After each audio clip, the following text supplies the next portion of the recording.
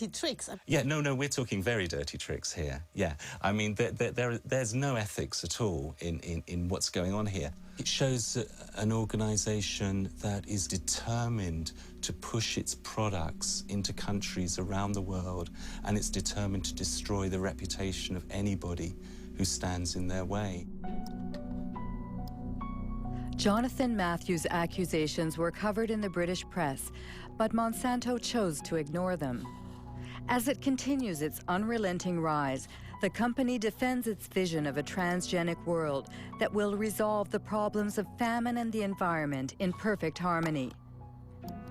Practical experience clearly demonstrates that the coexistence of biotech, conventional, and organic systems is not only possible, but is peacefully occurring around the world.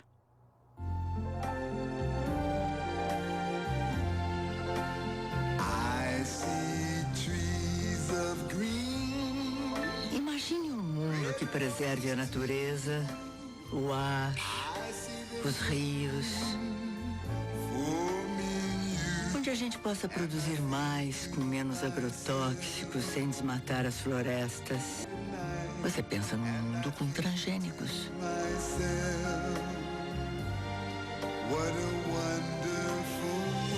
Uma iniciativa Monsanto com apoio da Associação Brasileira de Nutrologia.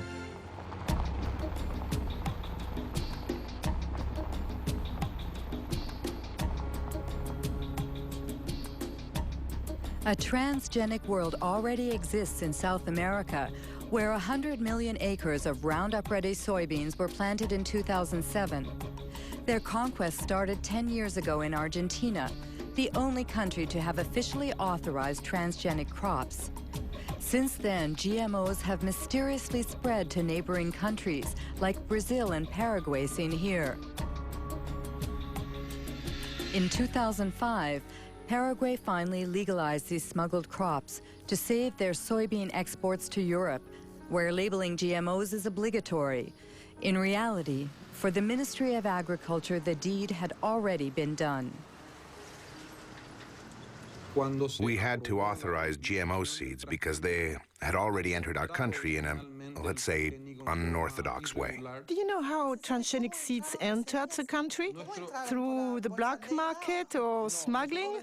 We don't speak about the black market, but about the blank sack, because these are the seed sacks that have no official markings. Did Monsanto play a role in this seed contraband? It is possible that the company, let's say, promoted its varieties and its seeds, and as I told you, the government had to react after the fact to authorize what was already a reality.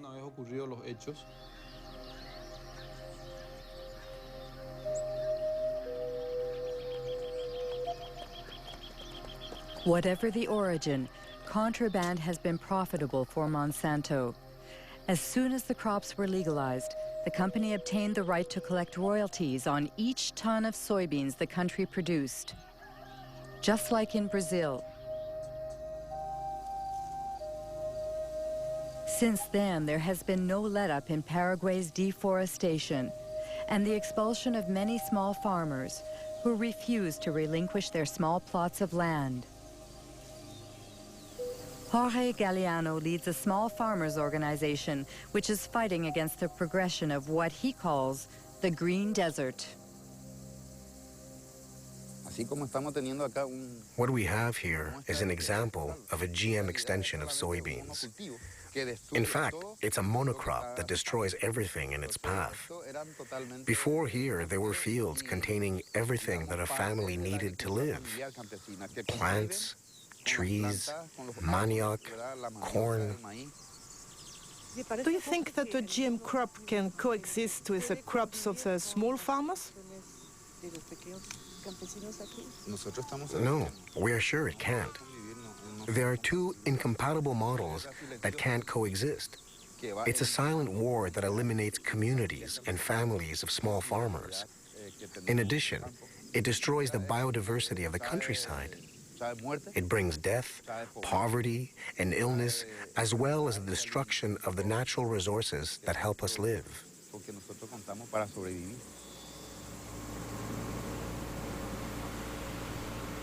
Today, Roundup is sprayed all over Paraguay by plane or mechanical spreaders driven by unprotected farm workers. The herbicide is sprayed right up to people's front doors or near the subsistence crops of small farmers. Every year, crops are destroyed and thousands of people contaminated. Like this family, which is surrounded by Monsanto's GMOs. The parents are worried about their son Pedro because every day he has to cross the soybean fields to sell his mother's homemade corn tortillas.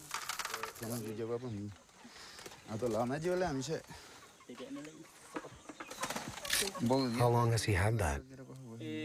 It started 15 days ago. It started on his foot and then it spread. That's how it starts.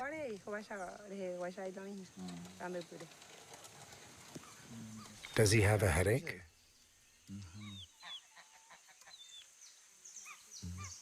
Is he eating?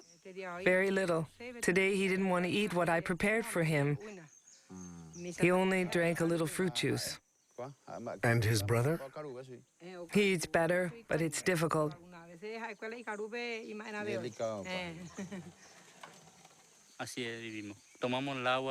That's the way we live. Recently, we lost 60 ducks and geese. They took a few steps, and then they fell down, dead as doornails. They spray deadly herbicide over there. And when it rains, the water streams down here, and since ducks live in water, that's the result.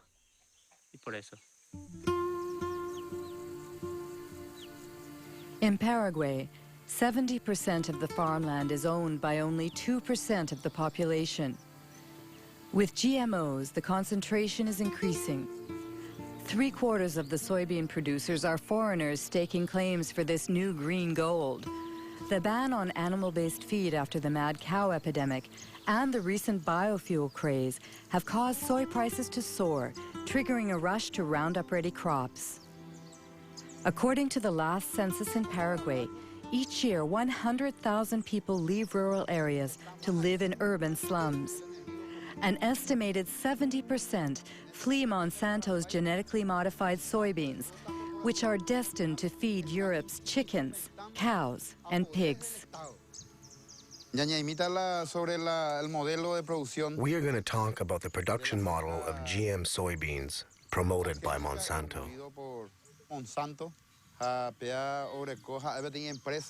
It's a true multinational company. It's everywhere in the world.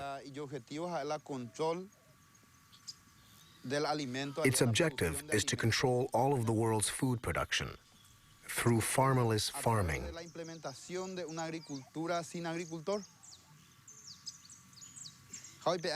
The result is that Monsanto is depriving us of our food sovereignty, of our ability to feed ourselves without depending on anyone else. That is why we say that we must fight for our independence, for our land. We must defend our communities, our families, and our country. In my case, my family lives in the city, but I don't want to go there. In the city, you have to buy everything, even food. Here, whatever we grow is ours. We can eat whatever we want, but in the city, you can't. If you don't have money, you have to search for food in garbage cans. I'd like to add that these families' struggle to survive touches all of us. In 2007, Monsanto employed 18,000 workers in 50 countries. In 2007, its stock prices continue to rise, and its profits have reached $1 billion. Its shareholders include not only pension funds and banks, but also hundreds of thousands of small investors.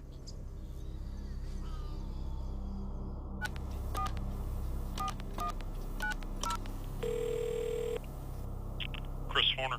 Hello, Christopher Horner. I'm Marie-Monique Robin from France. Yeah, we appreciate your persistence in asking, but we've had several conversations internally about this and have not changed our position. So there's no reason for us to participate. Our suspicion is that it would not be positive. So